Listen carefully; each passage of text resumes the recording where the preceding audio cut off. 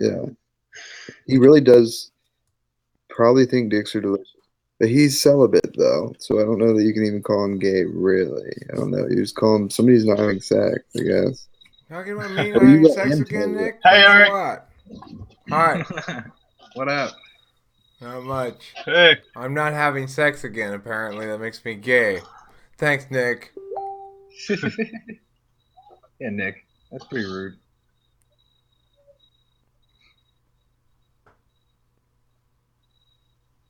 Sorry. No response. Um, Hello, hello, um, hello. we're You streaming right make now. Oh, we're dreams. streaming. That's right. Hi, everybody. We're streaming. I forgot what I was doing. Hi, everybody. We're streaming. We're streaming live. Streaming live onto YouTube's uh, channel. Yo. And Are we on YouTube 2 or Hey, YouTube guys. 3? What channel? we are. I don't know where it says that stuff. All right. I don't know. I don't I know. have to ask Susanna. So, Stop Hmm? it. What do where you does mean? it announce that I'm doing that? You mean for the Oh, you're subscribers? here. Okay, I don't have to type to you. Well, it Oh, is up so and it it tells the seems. subscribers. Okay, cool. Yeah, and by the way, it shows everything you have on your screen. Like right now, I can see you're writing me on Facebook. There is some delay. Right on. That's good. That's a good way to disrupt privacy.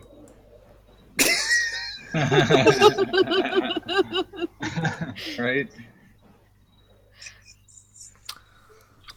So now that we're streaming, does it feel different that we're streaming than normal? Even though normally Nope. we are Kind of basically streaming. streaming normally. But look at this. It's Go. like kind of are always. Do you have it on the? Do you have it pulled up on YouTube, Eric? You can Uh, see how many people are watching it when you do. um, You can see comments on the YouTube. Well, he can't really because he has only one screen, and Oh, then it will cover the stream itself. I mean, I could attach another screen.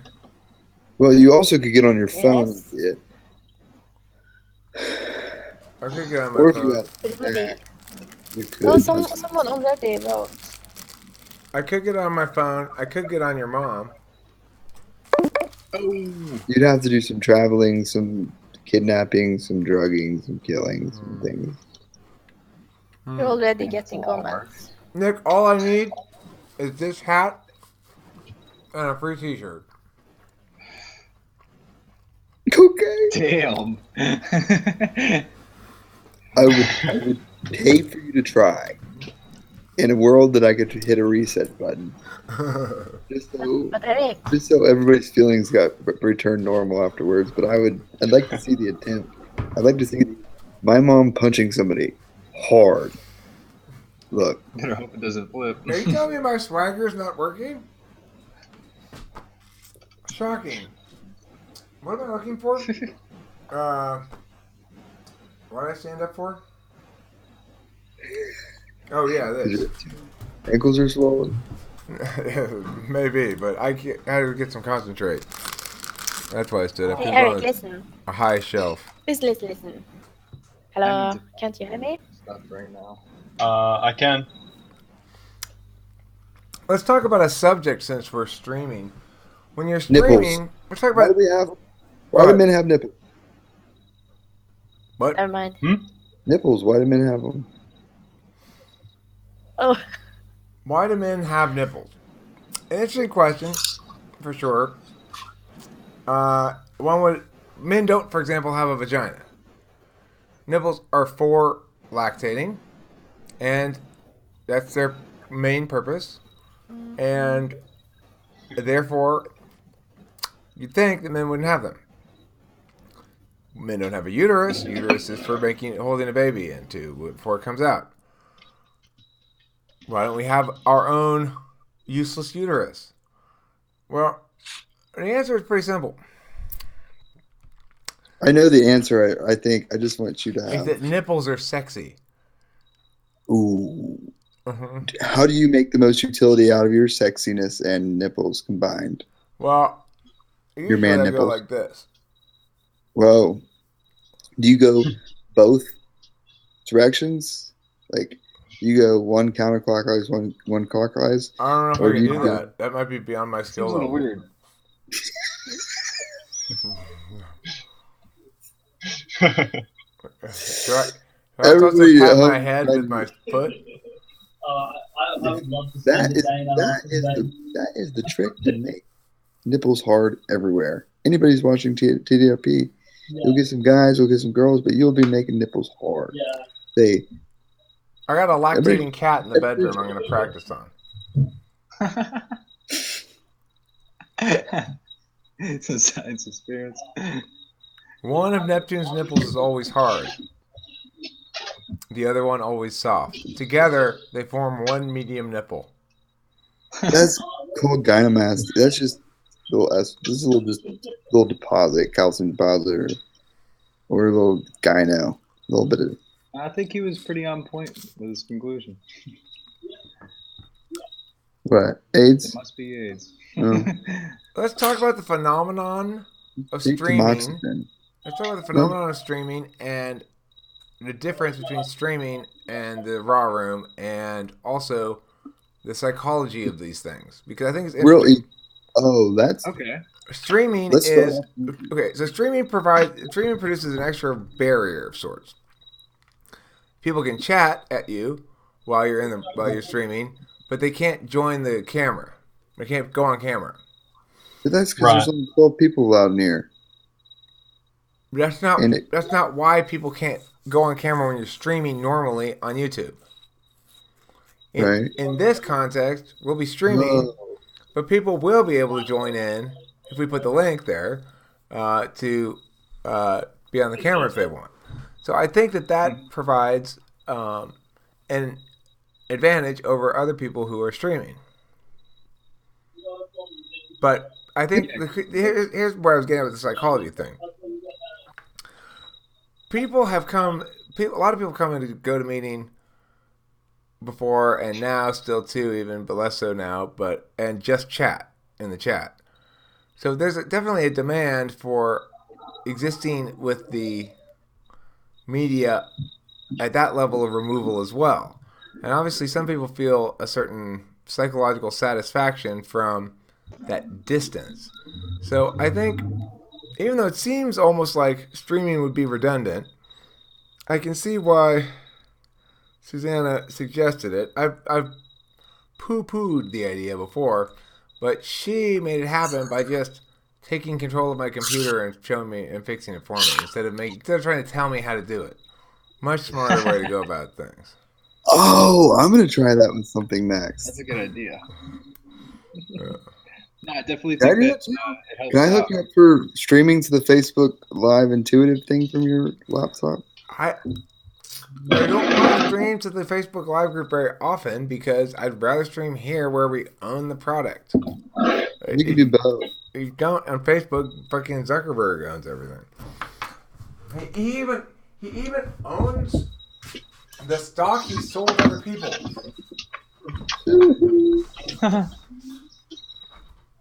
Oh, I know what I'm getting.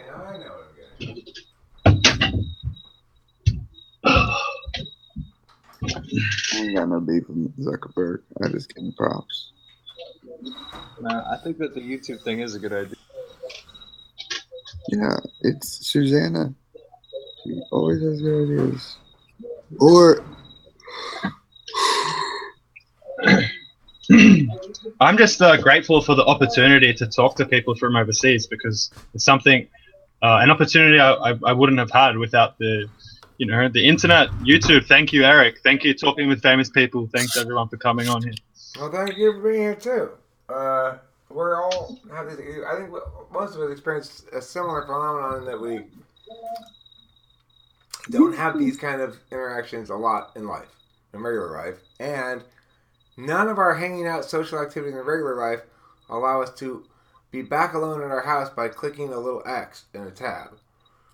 One of the great things about this is super easy to come and go, and there's no fucking FE shit required.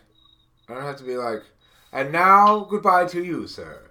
May I say it's been a pleasure speaking with you. And you, madam, as well. My time spent with you has been fine and wonderful. I'll be bidding you adieu shortly. no, it's just thank you for being here, and don't forget. Eat plenty of Don't forget cheese. to Eat plenty of cheese. eat plenty of Yeah. cheese. What are the benefits of cheese? Well, the question is, which good things in life are not caused by cheese? It's a small list. There are a few good things in life not caused by cheese. For example, Okay.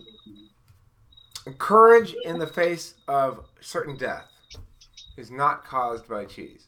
Whether it's a good thing or not, a little bit questionable, but I'm going to go ahead and put it in the good thing category, not caused by cheese.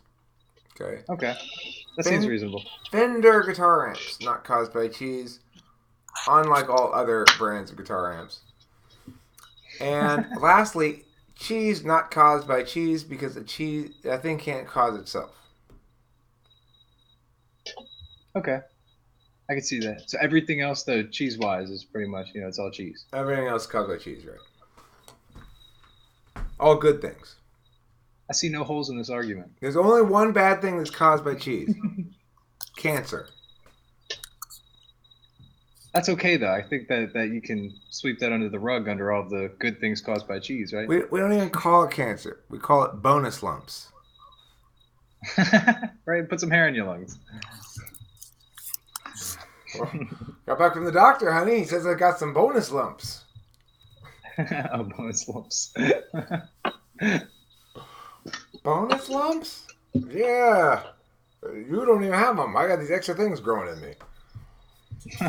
They could do anything. Could be a new kind of organ. I don't know. Susanna's getting her freak on. What's Suzanne's getting her freak on? Oh, get your freak on. Get your freak on. You can tell because of all the squeals in Norwegian.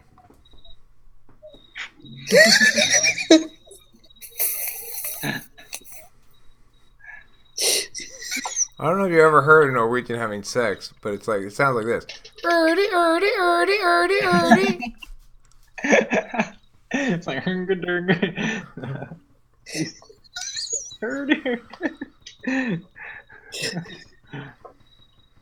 I now have. Or maybe not literally. When Susanna reaches orgasm, she screams, "Take me to the fjords!" It's another Norwegian thing. They're really like the fjords. So much so that the Norwegian people say, you can't make love without thinking of the fjords. It's an old saying. Thinking in the what? Sorry. It's like Of the fjords. Are you familiar with the Norwegian fjords? I'm not, but this is novel to me. Well, of all the world's fjords, only Norway's are the ones that I know. Fjords are thin bits of water shooting in between two mountains. They're very picturesque. It's very scenic. If you are a tourist traveling to Norway, chances are you're gonna visit the fjords, and you're gonna marvel at their beauty. Well, thanks for that, Eric. so. I'm guessing Sure. that you've used the fjords, mentally while having sex before, huh? I've definitely done it, and it was a great experience. Holy Dude came on just like butt naked. Just picture the fjords, Well, in Norway, they don't have the stork. They have the fjord bird. Oh, really? That's their story they tell the children about where babies come from. The fjord bird scoops up a beakful of water, forms it into the baby, and then throws it at the mother. That's their mythology about it. Most Norwegians actually believe it's true well into adulthood. Huh? Really? Surprising but true. You're not kidding. Not at Would all. I joke about something as important as this? No, this sounds like it's completely factually based by many studies. Yeah. Of course. I intuited it. I intuited it from the vapors. Is that not host Mark?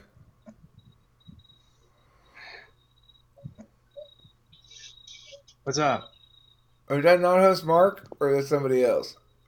Hi, whoever that is, regardless. let's talk about an official subject. It is not Mark. It is, huh? Or no? I don't know. I just get a piece of his face. Let's talk about the difference between knowledge and belief. Okay. Okay. Do you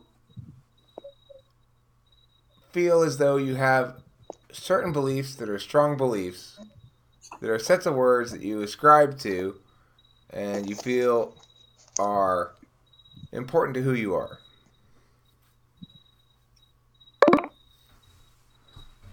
Me? Anyone? I don't think I necessarily have like beliefs. I don't know. Like I hard do. to like have concrete. I don't know. It's more like you kind of gotta. I don't Nick? know. Yeah. Nick, give us something a beliefs little bit like more specific here, and maybe give him something to riff off of. Believe in God. It's one of those things that I don't have to have knowledge or whatever to back. I believe that um, people have their own unique set of gifts, talents, things like that that allow them to make make the most out of their time here. And I believe that um, you can change your life with just how you think, and how you think can be changed in small ways. But I also think that, or belief. Another belief I have is more. Okay, well, let me ask you this: is a belief basically a description of either like how one ought to frame one's cognition? Is a description of how one ought to act in the world? Is a description of how things are in the world? All of the above. Can you distinguish between those different kinds of beliefs?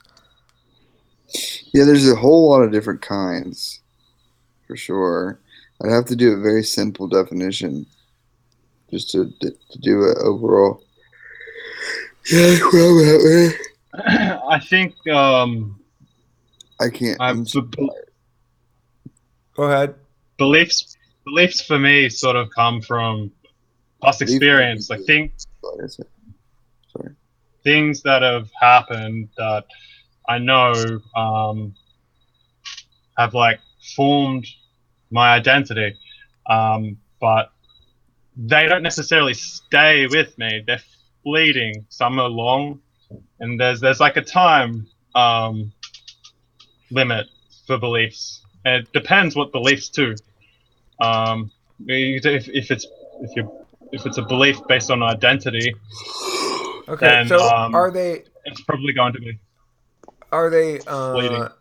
do they represent phases? Like you say, well, I identify with the belief for this period of time, represents a phase, or do you feel as though they represent growth in the sense that you were wrong, but you figured out you were wrong and now you changed it?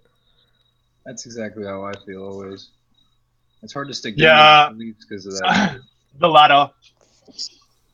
Okay. Well,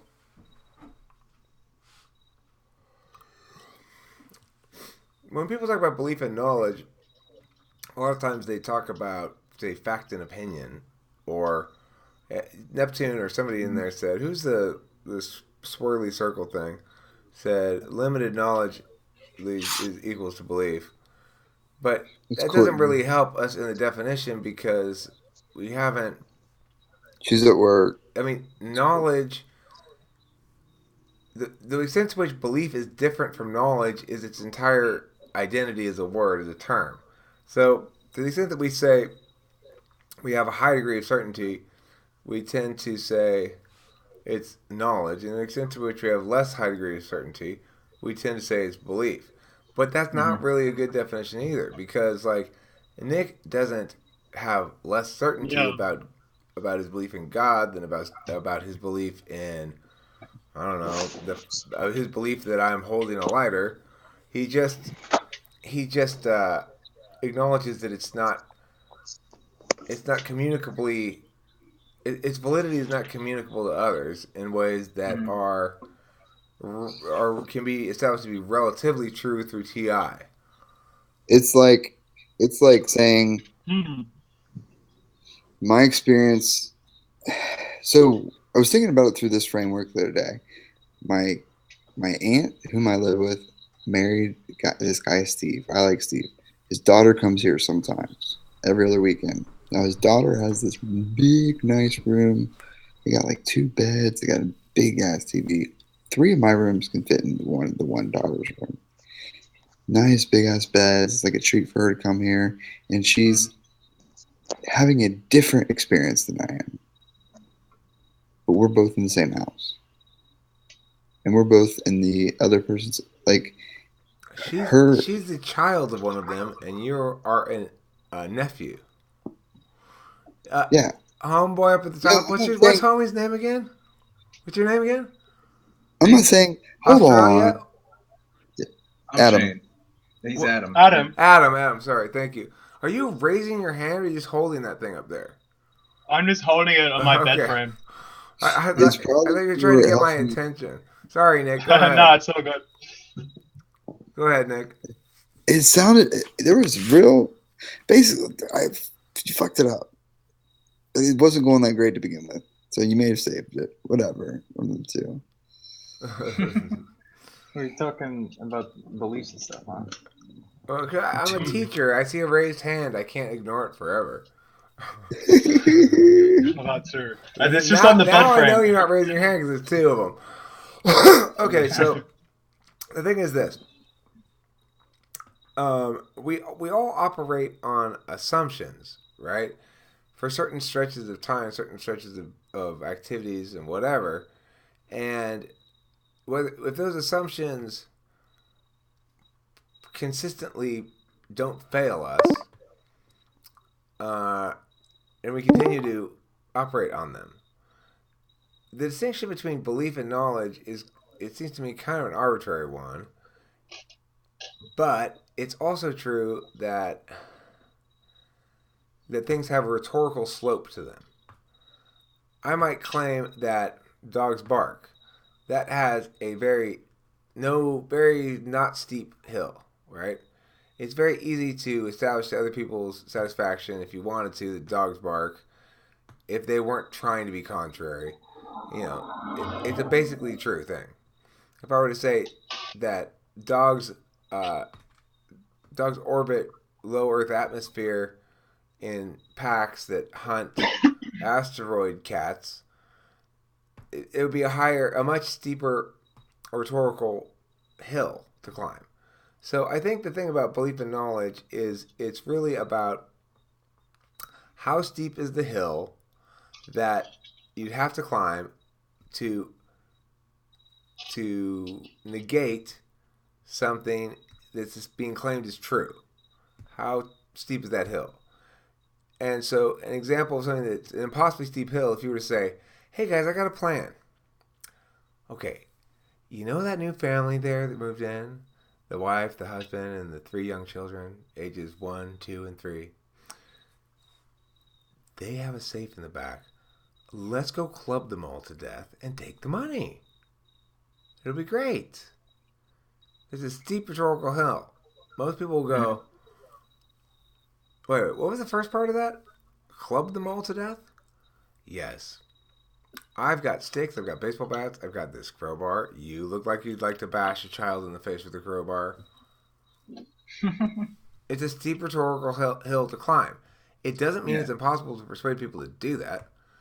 But even if you're not talking about doing something, if you say, it's okay that homeless, that murderous drifter bashed the heads in of all those 5 people because he really was feeling fussy that morning. That's a steep rhetorical hill to climb. You're going to say that should be justify mass murder? Well, does my fussiness justify mass murder? And the steepness of the rhetorical hill is going to be linked to reciprocal burdens like that. You know, if you can make that argument, I can make that argument. So I think that probably links in with the distinction we often make between belief and knowledge as much as anything is the steepness of the rhetorical hill. Comments, questions, concerns, complaints, or queries? No, I think that was Kind of pretty put me to sleep legitimate. a little bit, but that's a good thing. Good night, Nick. Good night. Don't forget to dream about plenty of cheese. Always. I mean, I'm not leaving. Okay, I'm fine. just saying. Oh. That was like lullaby. Well, Yeah. so I got in that conversation late. So were you guys talking about God in that context, or what were you talking about? No, I was We were just talking about saying how beautiful you are. we're trying to healthy. talk about the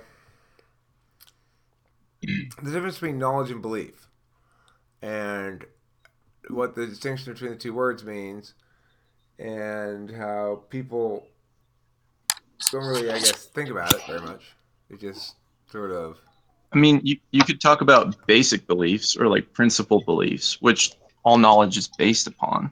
Like you were talking about the lighter in your hand, and I would say that it would be very difficult to prove with certainty that you were holding a lighter in your hand without falling upon some basic principal beliefs. Could be you. That's that why I must proposed utilize in order to instead. do That's that. why I proposed instead a rhetorical slope model that says claims have varying degrees of steepness rhetorically, and that a claim like this, to counteract this, to negate the claim that I'm holding a lighter, is a steep rhetorical slope. We're not looking to prove definitively anything. We're looking to understand the world through steepness of argumentational slope. So Sure. what I about- mean, I understand that, and I think that would be a different thing than what I'm talking about. So, like, I would say, basic sense perception is reliable. So I would say, that's a basic belief that I'm having. Looking at your lighter, I would say it's my belief in basic sense perception that's allowing me to say that or have knowledge that you are holding a lighter in your hand. But I have to fall upon either maybe now that I don't see your lighter in your hand, I have to rely upon my memory. Is my memory reliable? I'm believing that my memory is reliable, that you were holding a lighter in your hand. It's like there's these basic things that I must rely upon in order to have knowledge. Okay, but that's kind of missing the point. The point is we don't need to think about beliefs or knowledge in terms of a status. They don't get a status because what really is going on is a matter of a decision to argue or not to argue. So if I say this is a lighter and nobody objects, nobody disputes it, then we're all operating under the assumption both that this is a lighter and that everyone agrees it's a lighter, nobody objected. Silence equals assent exists because if everyone has an opportunity to comment upon something and somebody chooses not to comment upon it, that means they assent to it. It doesn't mean that they affirm it. It means they assent to it. Okay? I mean, it's the same thing as like not objecting to a claim. Right. So the thing is, that's all. That's as far as it goes. It's not true or false that I'm holding a lighter. It's either rhetorically difficult to prove I'm not, or to win an argument saying I'm not, or it's rhetorically easy. And so there are certain things there are certain arguments that are almost impossible to win if you're talking about two people having an honest conversation at all and trying not to. I know where he kept them. I bet I know where he kept his things. I bet you I know. Was it in his pants? Is that where he keeps his things? I bet that's where that's where I keep my things. No, they were all over. He had them in his hands and then they disappeared. Oh, he's an ENTP. That's right. Okay.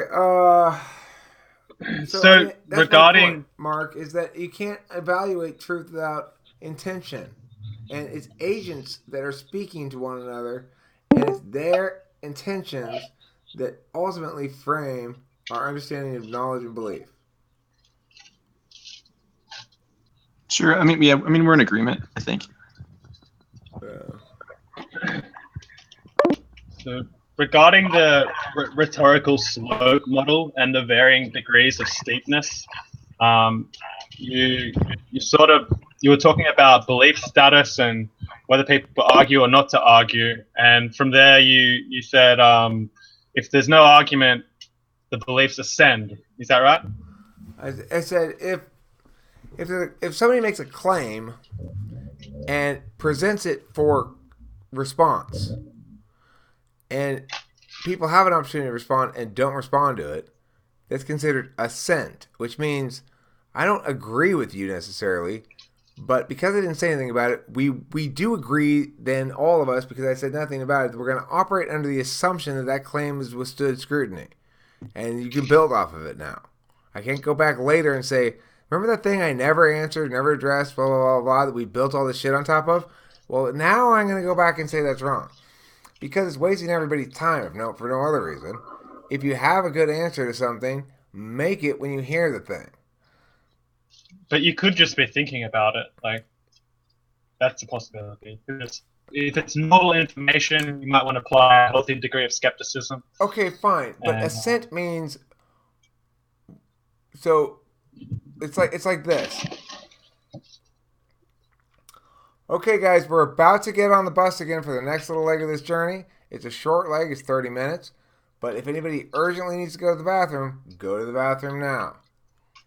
Nobody? Are you sure it's really important? No. Are you sure? Okay, we get on the bus. 5 minutes in the bathroom. I gotta go to the bathroom.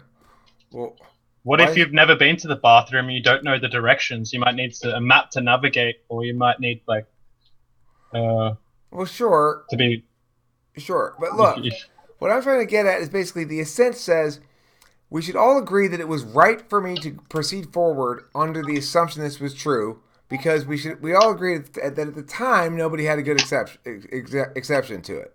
So that later on, if some genius realizes, oh my God, I should have thought that about that back then nobody blames me and says, why have we gotten this far in the first place? You should have realized that. Well, I put it all out there for commentary to all of you, and nobody else realized it either. So either it was incredibly hidden thing, or, you guys shouldn't bust my chops about it. Yeah, I get that point. Yeah. So,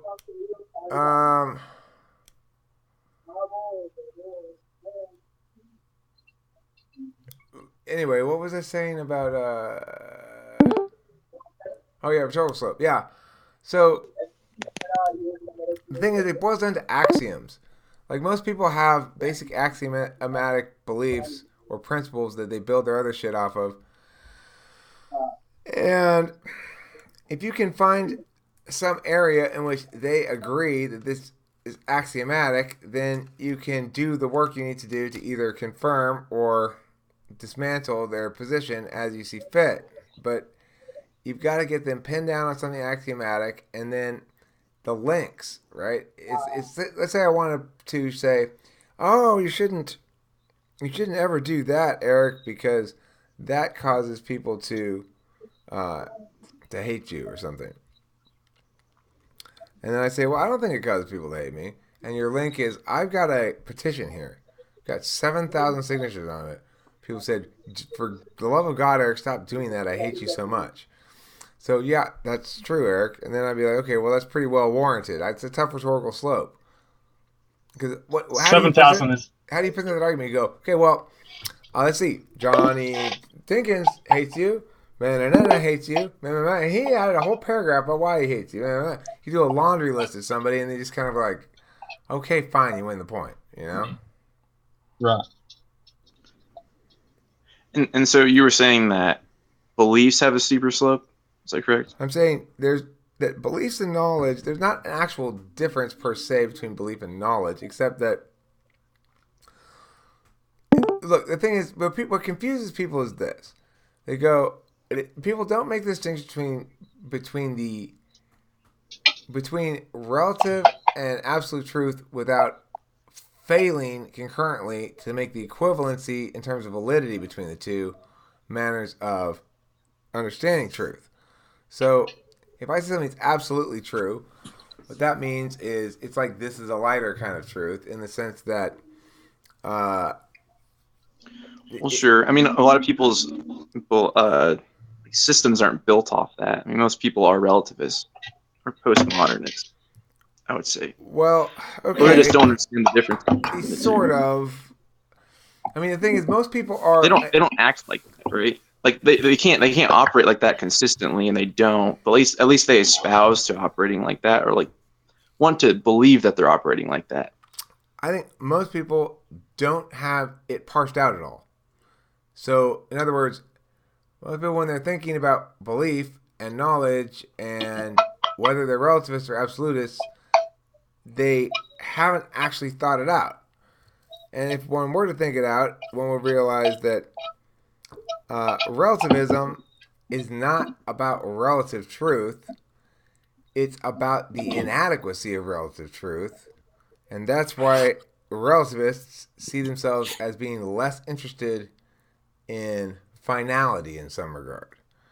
However, it's not the case that they're less interested in finality. It is the case that they failed to embrace the fact that notions of that certain kinds of true things in life aren't relatively true, but they're still true. Relative truth means assume X, use the statement connections if, then, and, or, do some logic shit, whatever. And within the rules of this system, is it true? As we've defined the rules of this system. So it's a definitional thing. It's a definitional matching game. In contrast, when I fall down and break my leg, that broken leg is true in a way that no word-themed truths can possibly be true. Namely, it's agonizing and makes you scream. So, understanding that absolute truth of that experiential thing, or the absolute truth of ethics, which is what you're more concerned with, I think, those things which are absolutely morally true, the moral truths can exist both as relative moral truths and as absolute moral truths, and they exist concurrently. A good moral truth is both a very steep rhetorical hill to defeat and factually, sensorily contraindicated. I mean, sensorily confirmed by consensus.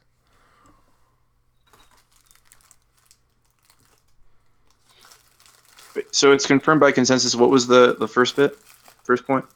The first one is confirmed by agreement definitionally. The second one is confirmed by agreement experientially. Right. I mean, sure. I mean, if you saw, a child getting killed or something for entertainment, you would have a experiential response to that, and I think that's what you're talking about. Right. We definitely would have. There is a naturally occurring physical revulsion to evil. Right. And I think that's a good argument, but a lot of people don't find that convincing. But I think that's pretty good. Like, it's the same thing as if I look at a wall and I see a white wall, then you're going to say, well, why do you know that or why do you think that the wall's white? And you're perceiving it through your perceiving faculties. But if I'm recognizing some moral truth, I'm doing it for my moral faculties, which I think are just as legitimate. I mean, in a legitimate different way, of course. I mean, they're operating in different faculties, but they're recognizing something. All right, well, this ties in really closely with cognitive functions because something I've been harping on a lot lately, which is TI and FI are different forms of morality, and TE and FE are different forms of efficacy. So TI says it's moral because it's sound according to a deontological principle, according to some rule that says you shall not use other agents as means to an end, essentially, and that you ought to treat them as ends in themselves. That's a deontological TI framework for morality. The non-TI people, the TE people, they go with utilitarianism, which is, of course, the devil's handbasket. Anyway, But they do so because they are framing their whole existence in an outcome-based framework. If you're TE heavy, that's why it's always paired with the other one, right? TEFI. FI is about individual morality in the sense that it physicalizes the metaphysical experience of being a moral agent in the world. But it doesn't help constrain TE much because TE has a tendency to cause harms that are out of sight. And FI is not going to process that shit properly. Okay, well, yeah, your TE got you your thing you wanted, and it caused a whole bunch of unintended consequences that you're not going to notice, not going to care about, not going to count, and not going to acknowledge. That's the problem with TEFI. But it's not FI's fault. TI needs to help FI constrain TE. But you would posit that it normally happens the other way around, so that TE would help FI. Right, TE help. This is why they're paired together, because FI is completely unconcerned with TI ways of morality. TI ways of morality are about fairness. FI ways of morality are about caring. So FI people care a lot, which means they care a lot about getting this thing or that thing or the other thing. Is it true they're empathetic and so they don't usually care about things that cause a lot of harm to other people? Yes, that's true. But the fact is they're caring. So it's very easy for, let's say you have an INFP delight of a woman who's married to a powerful TE person. Well, she wants X. TE goes and gets her X. All kinds of people get hurt in the process. She's not aware of it, and she's perfectly happy because those are unintended consequences that she's not even going to consider. That's a TI thing to consider. We should default to inaction and to deliberation because action runs the risk of causing harms, and of course, action always has consequences beyond those we anticipate. That makes sense. And you said earlier that you would say that in a relationship, like a romantic relationship, like the two FIs should be together and the two FEs should be together, rather than an FE and an FI. I think would like the TE play into that too, or TI as well. Well, I mean, I think TI should be with FE. So at me as T before F, TI first. I should have somebody has FE first. I had a T. And of course, that's the whole idea of duals, is that my dual is a ISFJ because she goes SI. That's what I seek. That's my seeking thing. Cause I have SI fourth, so I seek it. She'd have SI first, and she'd be S. She'd be all over the SI. And then I'd have in the third slot FE. I'd be good at it, pretty good at it, but it's still kind of like, I'm good but not talented at it. Okay? And then she'd have that in her tool function though. So she'd be good and talented at it. And then vice versa for the other one. And then vice versa for the dominant. So it's like, the whole point of it is what I seek, SI, she provides. What she seeks, NE, I provide. And what my polar is, FI is her sixth slot. She's good at it but doesn't value it. Who's Right, being so a it doesn't noisy get in the way. Nancy? Arguments all the time. Yeah.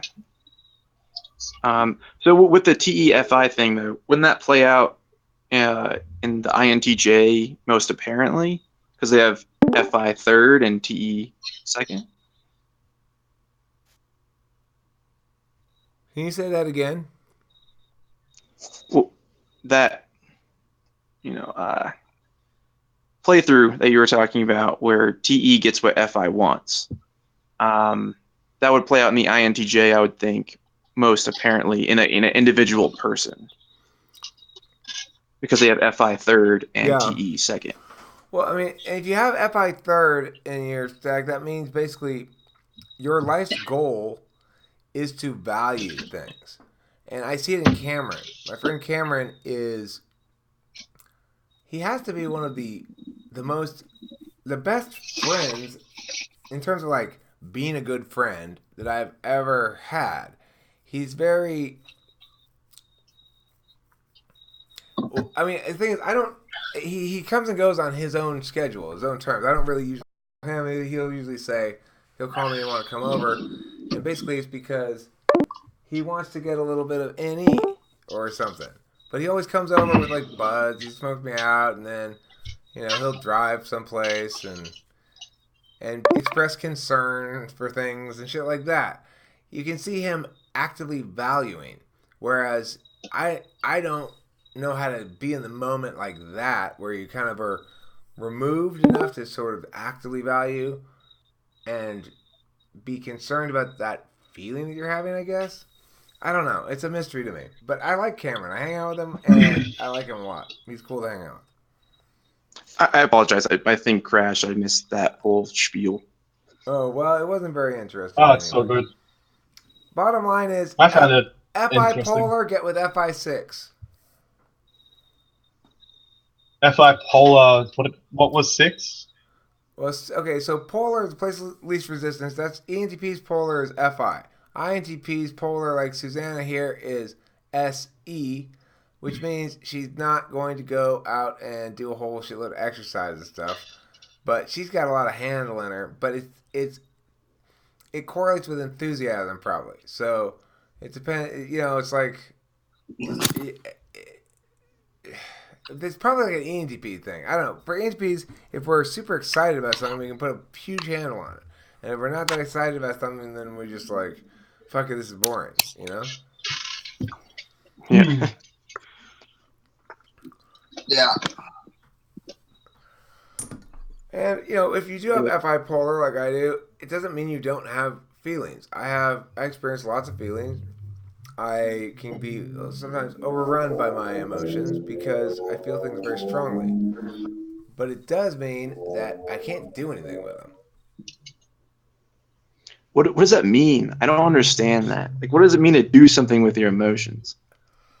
Okay. Like, if you have FI, if you're like an INFP or ISFP, what does that mean to have FI in the first slide? You just feel more, or do you act on your feelings? Like, what does that mean? If you have FI, and your dominant as your dominant function, it just means you're predisposed to use introverted feeling more than any other function. But you still use all functions, right? So it depends on suppose. Well, I mean, of course. I mean, I get that. Okay. I mean, I have FI 7th. I just don't understand it, basically. So you asked, what does it mean to do something with your emotion? So if you're playing a guitar or a piano, you would sort of feel emotion as you play the melody, and based on that sort of feeling, I don't know. It's like you get. Look, a better way to think of it is like this. Listen, what you got to do if you want to know what introverted feeling is, think about somebody that you like spending time with. Now, as an ENTP, you're going to think you can come up with a variety of names, and if you ask yourself, well, why do I like that person, and try to answer it in a way that doesn't have anything to do with you. So you're just talking about their good qualities independent of how they impact you, okay? And then when you go and hang out with them, try to just sit there and basically go like, wow, this guy is cool. I really like this guy. Okay? The thing is, or girl, or whatever. It's easier with a chick. It's easier to feel the actual physical feeling of it when you're with a chick. It's different, though. It's not just like friendship necessarily. So the thing is, if it's with a sexual interest chick, then that gets fucking wild. Then your adrenaline goes in all over the place, and depending on how strong it is. But the thing is, if you're just like hanging out with a friend at a coffee shop and you're trying to feel a feeling towards the friend, and the feeling you're looking for is affection or liking them. First of all, understand that you're looking for a physical sensation to appear in your body. Second of all, you're gonna be like, "But that can't be it." What that's what it is. It's just that. But here's the thing. But It's because we don't know what to do with it at all because we don't pay any attention to it. When we have feelings and we like somebody, like when I have strong feelings, I usually leave here. If I'm feeling like things are going well and I'm happy and I feel like people are liking me and I'm starting to feel good, I'll leave because I don't want to mess it up or something. But of course, leaving makes sure it goes away too. I was about to say I normally mess it up when it starts feeling good. Yeah, I know. It's weird, isn't it? It's funny that the blue person there says, you leave it weird nice to you. Kinda, yeah. I get bashful or something. But there has to be a difference between feeling the emotion and feeling a physical feeling. Like you'd think, wouldn't you?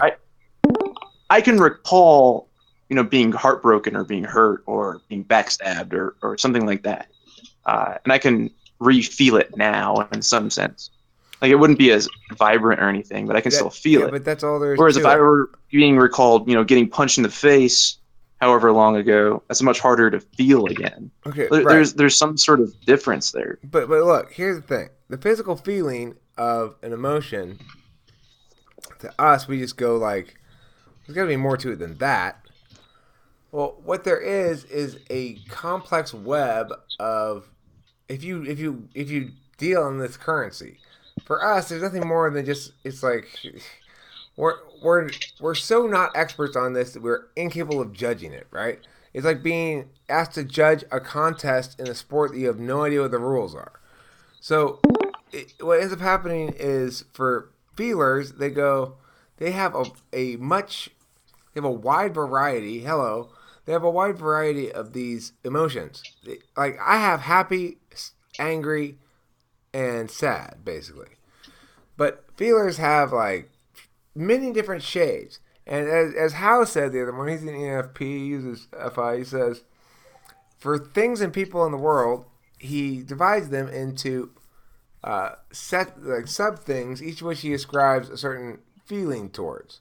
So, in other words, if you were to ask me like, well, why do you like Neptune? I would say, well, I'll give you reasons why he's useful. But that's not really an answer. And the real answer is this. I don't pay attention to actively liking Neptune pretty much at all. Occasionally I might, but I don't remember having done so. But then that's true for everybody else too. I don't pay attention to actively liking them. It doesn't mean that I don't like people. It means I'm not paying attention to the fact that I like you a lot. You're cool. I'm enjoying being in your company and feeling the feeling of it's nice to be next to you. That's what I was like with that INFP though. Wait, that is or that wasn't? That is what I was like with that INFP. I'm not like that with other people. I'm not like that in the world in general. I don't exert a lot of energy. These fucking daddy long legs need to fucking die. I'm gonna get them. Okay, so again, whatever I was saying, I don't know. When you were with an INFP, your FI came out. Oh yeah, I would want to just sit. I could sit next to her. Physically, it was fantastic. Even over GTM, I could just sit there and just like kind of look at her. I mean, I always have things to say, but it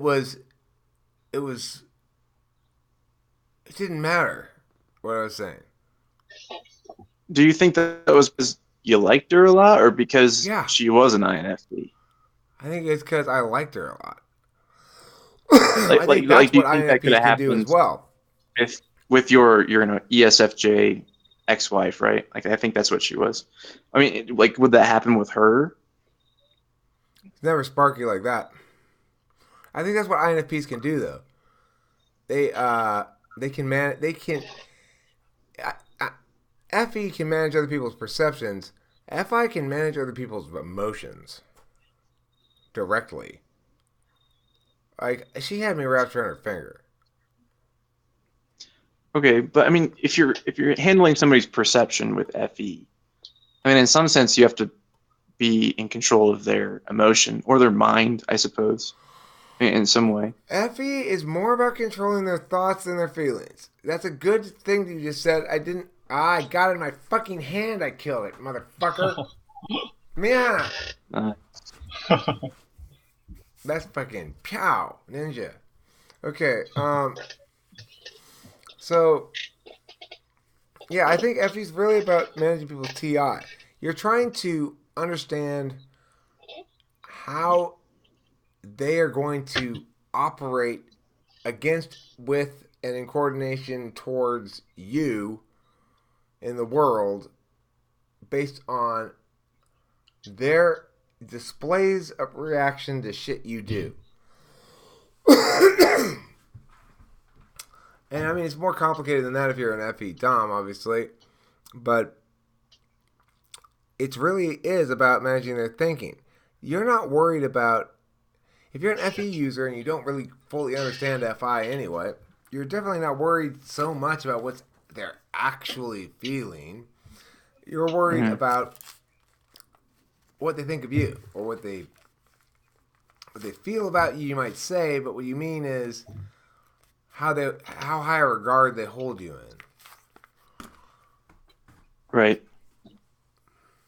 I feel like I sense that in myself whenever I play Risk, like the board game.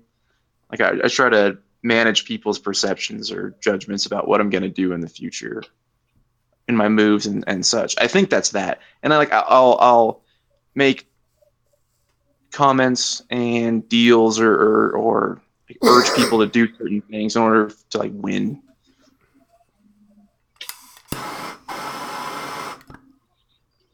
Yeah, well, FI, if you get somebody like me who's 7 slot FI, I have a feeling that probably just about any INFP could just come in and take over my soul or something. But here's the problem for them and why I'm safe.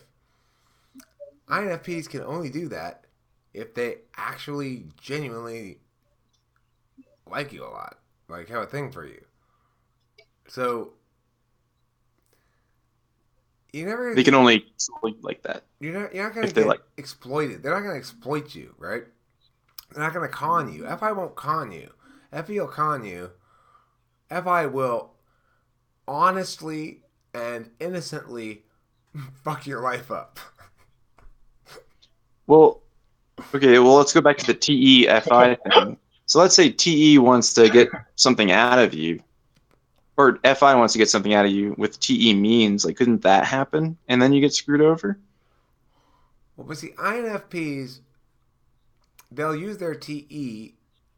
I guess it's 4 slots, so it's bad. But it's used in the service of FI, and they're seeking TE. So to the extent they have any TE, they have enough TE to get you to talk to them long enough to get you to fall in love with them. And then they expect you to do all the rest of the TE because they're seeking TE. So they've got FI up front. They got seeking handle from the other person. They're seeking you to handle shit, which is great. Okay. She's seeking me to handle shit. So, okay, here's some handling shit. But if handling shit requires her to do something or make a decision of some sort, or follow through on a plan or a decision or something like that, then forget about it, because you're trying then to battle over too many things. You're saying, okay, you've got your 7 slot SE, you're blind to it, you don't know how to take action, you're fundamentally crippled in this regard, and that you don't get it at all. I don't get it at all in the 8th slot. I don't know what it is that causes me to go from not taking action to taking action in any given moment. I haven't yet to be able to figure it out. I've thought about it a lot. But the thing is, INFP has a much worse incarnation of 7th slot SC than INTP does even. Because while INTP at least can rely upon TI to provide a framework that says, here's why I must do X, or here's why I must not do X. And it gives them some capacity to make decisions and choices such that insofar as some INTPs are not amongst the most productive individuals in the world, other INTPs are, and INFPs, by and large, they're made for the princess and the pea. That story. That princess was an INFP. And at the end of the day, she acknowledges that it was a little bit spoiled of her to require 16 mattresses on top of the pea. And she understands that some other people may feel bad because they don't have enough mattresses. Additionally, she understands that it was kind of unfair that you had to go get up in the middle of the night, run out and buy those extra mattresses since she was the one who wanted them and everything. But she's glad you understood that she was feeling bad. And at the end of the day, the problem is she didn't feel good. And so she was right to do that. Because otherwise, she would have to sit here and endure this bad feeling, and you can't expect anybody to do that.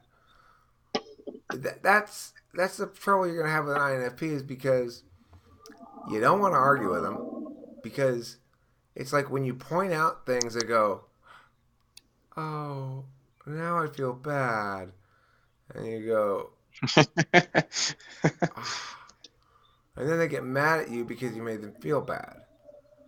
Well, then you get mad at them because they're making feeling arguments at that point, probably. They don't have other kind of arguments. That's the only arguments they have. Yeah. I just want to point out that there's probably a huge variance between male and female INFPs. Oh, yeah. Just based on gender roles. I want to say this about INFPs. When I talk about INFPs, I'm talking about the default INFP, which is the hot chick INFP. Now, there are male INFPs. I don't think I know anything about them, really. I don't make any claims about what they're like, but I do understand that they slay the puss, from what I can understand. Whereas INFP women tend to be not promiscuous at all, because if they are promiscuous, it's almost like they are unaware they're being promiscuous, because they believe so wholeheartedly in the thing that's in front of them from an emotional standpoint that it makes it very difficult for them to justify things through other mechanisms. Would they be Right. flirtatious, or is that an FE thing? They won't be flirtatious in general. They'll probably decide on the one they like and tell them, and just be their INFP magic-y self and go and smile at you, and you go, did you smile? That's not for me. Did you smile? Is that at me? and you go like, oh my god, I so totally believe her loving smile. That's not FE at all. This chick fucking loves me. Oh my god, and she's so hot. That's basically what it boils down to, is those things right there. This chick is she's smoking hot and loves the shit out of me. How much more do you need, really, in theory? Of course, in practice, it turns out you need more than that. You need something. I mean, you need SI stuff would be nice. Yeah, I could use some SI help. I could use some fucking SI. I could use some SI. I could use some. That's That's what I mean, we were having somebody you talking. could debate with would be cool. No, I think. I don't want to debate with anybody. This thing about my relationship, I want my relationship to be conflict free. I want it to be volatility free. I want it to be comprised of two people happy to be in one another's company, doing fun things to the extent that they want to do them together, doing them together, to the extent that they want to break, going to their own rooms and doing whatever. But that they have their lives anchored around each other such that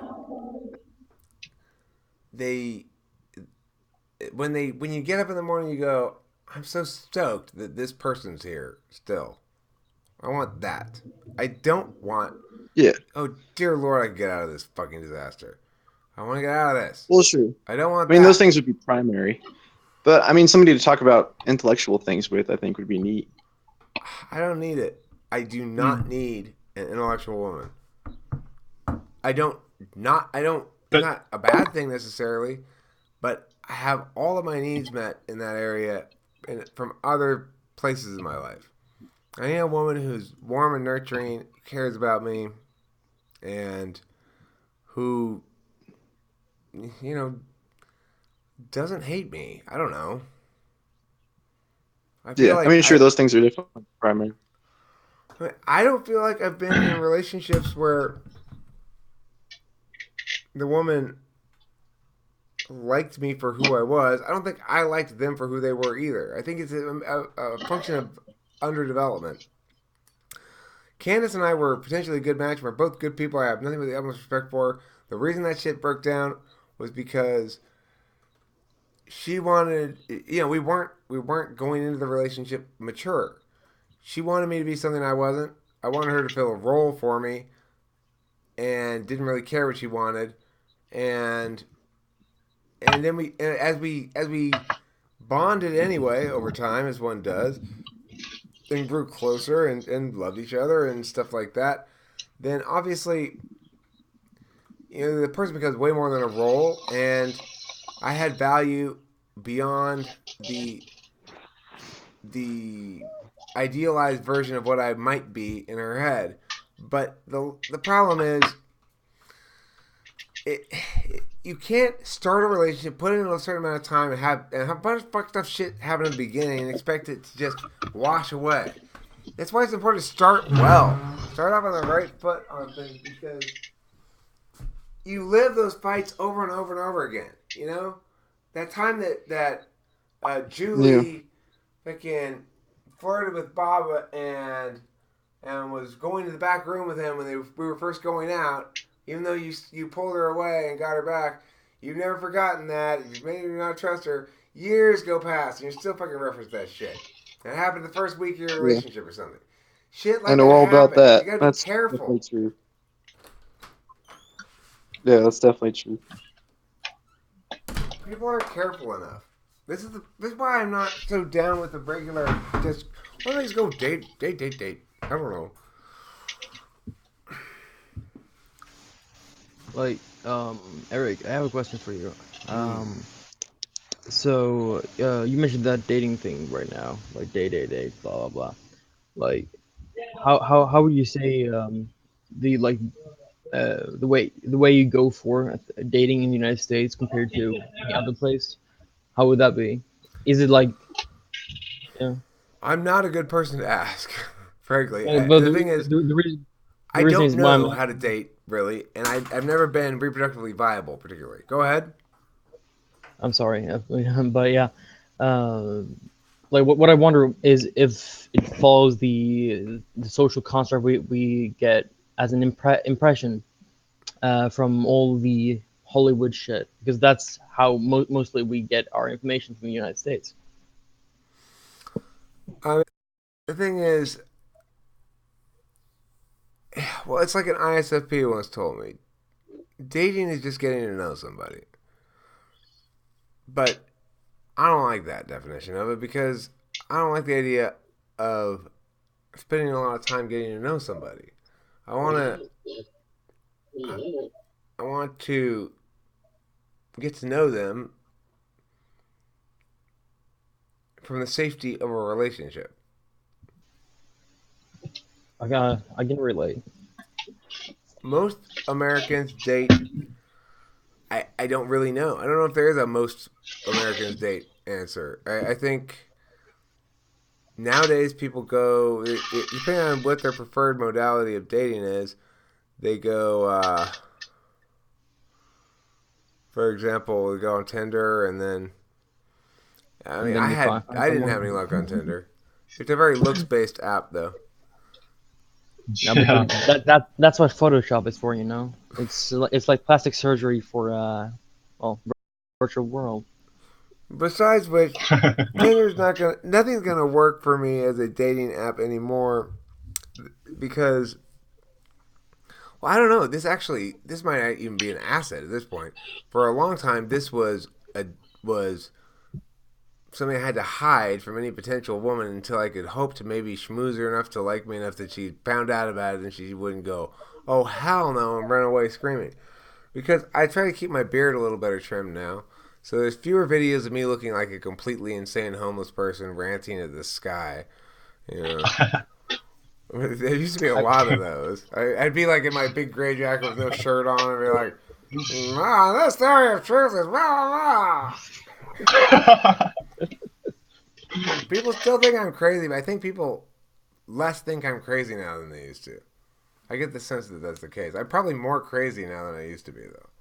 Considerably. But what's life about? Just imagine how boring life would be if you're not a bit different from everybody else. For me, crazy is it depends on crazy. What kind of crazy, right? So yeah, for me, it's not a. There's a little bit of bad crazy and mostly fine, not crazy. The bad crazy is the inability to wait. Oh, Like, I can't relate. I can relate to that one. It's chronic, it's severe, it's crippling sometimes. Well, Eric, with the dating thing, do you get exhausted, like putting energy into it like that? Like if you have it in that framework, I mean, I have it in that framework too, and I feel like my wells have run dry, and I just get kind of tired of it. I don't put forth the energy that I should be doing it, you know. Well, I hope I've cracked the code here, is my hope. So that if at the moment, this is the thing that keeps me patient. This seems to be getting a little bit bigger. And the reality is, I seem to be more reproductively viable. It would seem that I would be more reproductively viable now than I was before. And I will have a little bit of evidence suggesting that's the case. It's a pretty strong piece of evidence, but it's just one piece of evidence. So I don't know. I mean, that's how deep my insecurity goes, though. I recently went and flew across country at this woman's behest to have sex with her, and she was gorgeous. And I think, well, that doesn't mean I'm reproductively viable. That just means that this woman liked me, and she could be a fluke. And I don't know anything about it. So that's how broken my identity is in this area, is that it doesn't matter how much evidence I have. I'll still feel the same way. Like, Taylor wants me to fuck my way out of this. I don't know. I don't want to do that. I know what Taylor says, but like, your end goal is to find a life partner, right? If I understand, right? Right. Yeah. Well, if you were saying earlier, you should start out right, and I don't think that's the right way to start it out. I think what Taylor's saying is, instead of trying to figure out which girl's right before you try her or try any of them, just go around and start, trying lots of chicks and see which one you like or something. But I just what does that get at? it just doesn't work. Like what would you learn that you like? Like I like this Sex. physical feature, or like when she does this thing. Like what would you learn from that? Well, I guess you'd be intimate with a series of women, and I don't know about other people, but for me, I don't have non-emotional. I have had it a couple of times, but in general, don't have non-emotionally engaged intimacies. I don't. I mean, if I'm not emotionally engaged with somebody, I don't particularly want to go. I mean, I don't know. The chick's gonna annoy me at dinner, and I'm not gonna try to get on her. Or she's not gonna annoy me at dinner, and I am gonna try to get on her. Right? Probably, depending on my mood. It's like, and it's not. It's not something that. Well, I don't know. I guess it's very situational. It depends on the chick. So, you were talking about like the developing functions with your and another type, say a potential partner type, and say I think you mentioned ISFJ, That's ENTP and you said dual. because of the Dom SI and your inferior SI, you'll be able to sort of develop each other's perception functions through introverted sensing. So were you thinking of looking for ISFJs? Yeah, I mean, all the ISFJs out there. here's the thing. The question isn't whether I'm thinking about looking for one. The question is, am I thinking that it would be wise to wait for one? Because my model of getting a chick is Right. not going to involve me going out and doing a lot of chasing. All right, I'm going to chase from here. I'm not going to chase even here. I'm just going to continue to make it clear that somebody out there, be a matchmaker. Find that chick is the right chick for me. Find an ISFJ. I don't know. Whatever. If I get the word out often enough and enough people occasionally hear it and then occasionally will think about it or something, then somebody will actually take action at some point and I'll actually end up getting a chick. I think, but at this point, the other thing is, I'm not actively trying to promote that angle right this second because I feel as though I've hammered it enough. So I'm ready to, because you have to hammer the fact that you're looking available and then not touch on the subject at all for a long time, for a while, and go, and here's all the normal things I do. See? I'm normal. But I'm also trying to get a chick to come do this my way. Now, see how normal I am again? Like that. You gotta do it like that. Normal's a pretty overrated word. Well, what I actually meant by normal there was the normal things I do, like as in if a woman's going to be attracted to me, it's going to be because I do cool stuff, right? It's not because I talk about how badly I want a woman all the time. So that's what I mean by my normal stuff, which I think will have to do. If obviously I'm looking for a very specific woman because I'm a handful.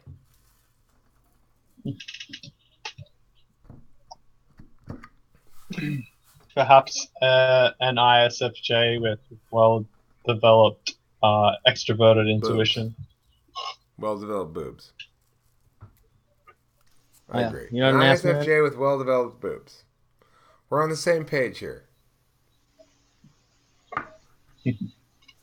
Eric, so you would choose tits over ass?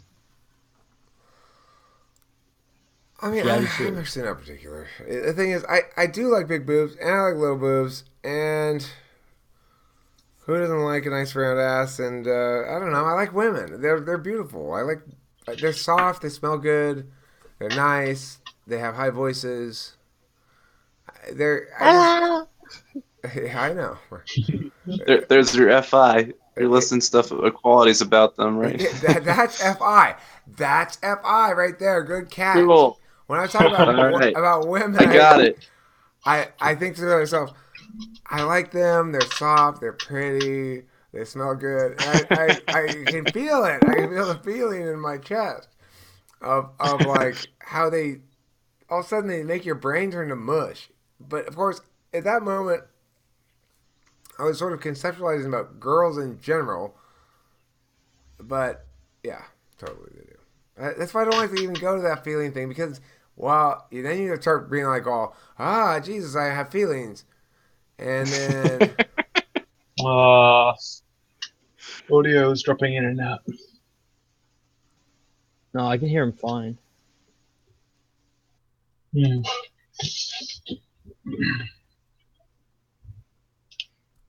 All right. Well, I'm Yeah. gonna go to bed. It's a bit clearer. good night, So, host Mark. all right. See you guys. See ya. Here you go. Norwegian dating model. Drink on Friday. Decide if viable on Saturday morning. I mean, it's how my dad and my stepmom met each other. So most people I know who are in relationships met each other that way.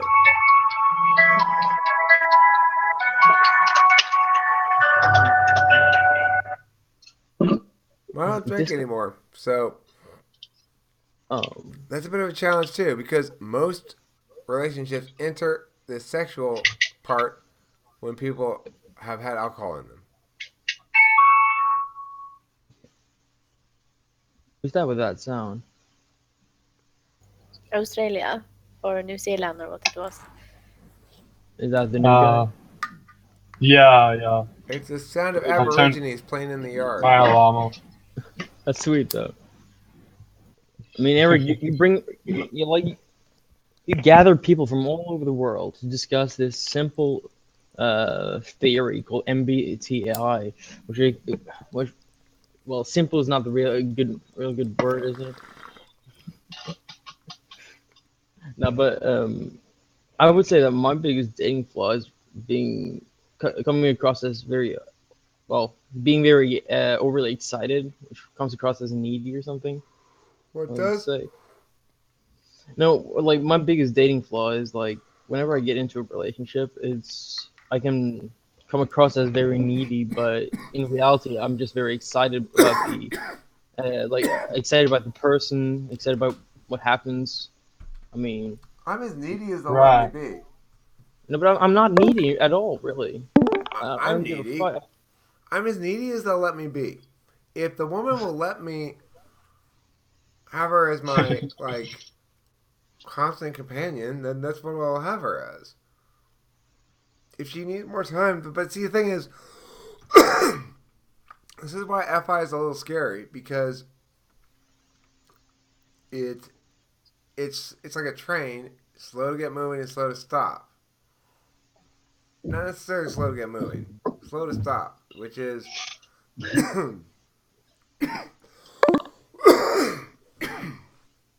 it can be delayed to get moving and then slow to stop in that now I'm crying, now I'm sad, and I'm all caught up in this meow, and then it may be a little while till I get out of it. So if I spend a lot of time valuing in that fashion, like, oh, I like her, she's pretty, that kind of stuff, then that's letting out the FI. Why I want to lock shit down is because I don't want FI to even come out at all unless I know it's safe. Because it's not easy for me to deal with. So I just want safety. Safety means let's have a nice contractual discussion. That's how the host. Let's have a romantic talk about contract law. Okay, so you're a bit of a Sheldon, I guess, from The Big Bang Theory. A bit of a With the what? relationship agreement. Yeah, he has with his girlfriend Amy in that show. He has a relationship agreement, which states every encounter and scenario that can happen in their relationship, and it specifies when they can hold hands and blah blah blah. I don't want that. I just want to know. No, I thought not. My thing's very, very simple. It's she's got to actually love me and not cheat on me and avoid circumstances that are Avoid even the appearance of impropriety. What does that mean, impropriety? Well, it's a term for judges. The judges, Okay. they have to recuse themselves if they're biased. So, if Yeah, I they, get you. I get you. but so what I'm saying is about a woman, she's got to recuse herself from situations where might appear even to be inappropriate. Of course, how much I trust her and how we interact with each other are going to be. Well, I have to trust her completely, so it won't matter. And then she's Mhm. gonna have to either see, I have to trust her completely one of two ways. Either I can just tell she don't even worry about it, or I believe in. I believe she's. I believe she believes I'll destroy her. Now I don't want to go that angle because first of all the threats are always idle. I'm not actually going to destroy her, so it makes me feel good to have some really fucking crafted language that sounds very militant and I don't know, it makes me feel like I'm I know doing that. something. But I regardless, picked up on that. so you just It's gotta trust power. the shit out of her. I almost want to over trust her so that she can hurry up and make a mistake if she's going to.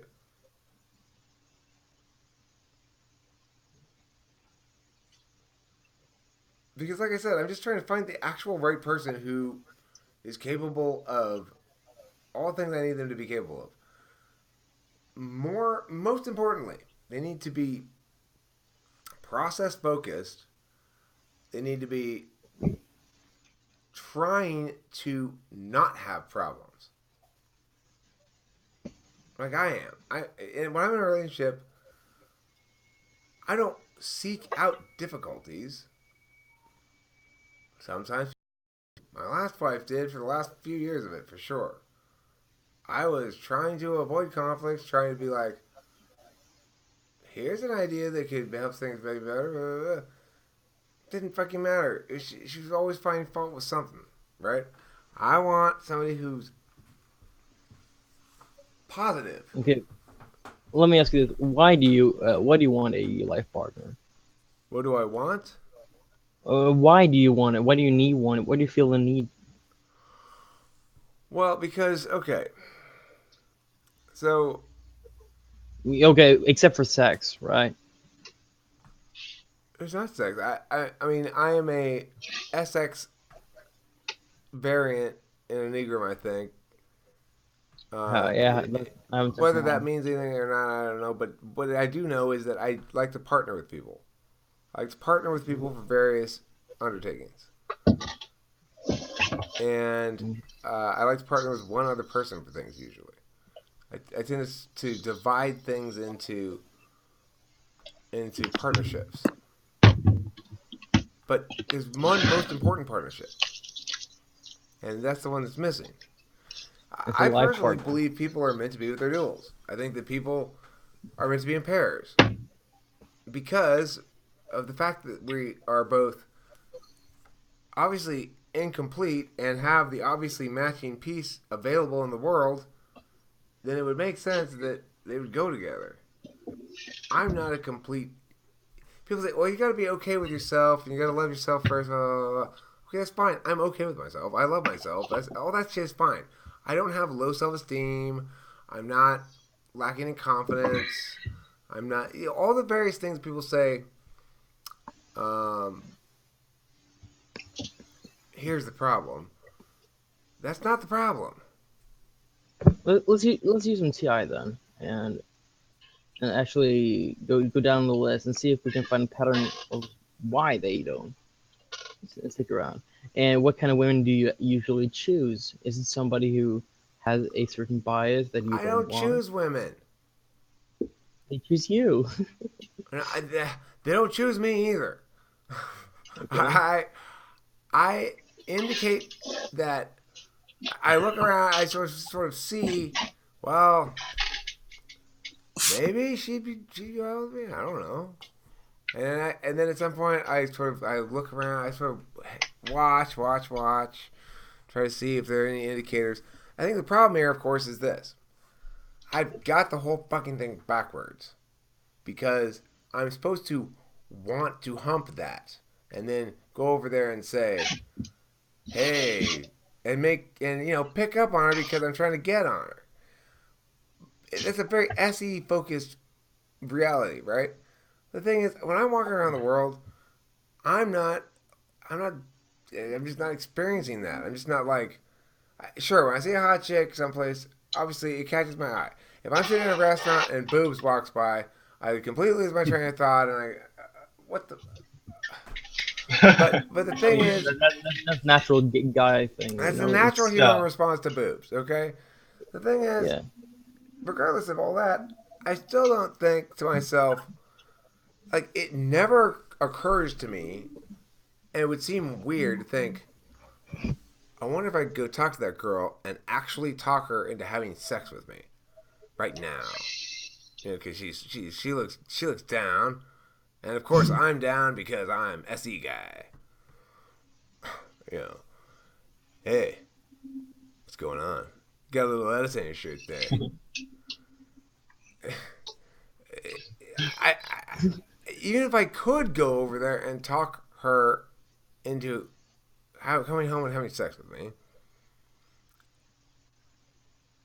I'm like I said, I'm not in a place where I'm walking around going, "Ooh, I want to hump that," and I'm just getting more and more excited to hump, and then finally I talk her into going home with me, and finally I hump her. It's not how I operate. If I'm having sex, it usually surprises me. Like, I'm walking, when I have a woman here, it'll be something like, I'm completely not thinking about it as always, and then like, she'll reach down to pick something up off the floor, and you'll see some cleavage, and then you go like, and even then you don't even know what you're doing. You just kind of like walk over and you just kind of like, oh, I'm horny. I didn't even realize that. It's like that. That's how I have sex. I don't go Is- around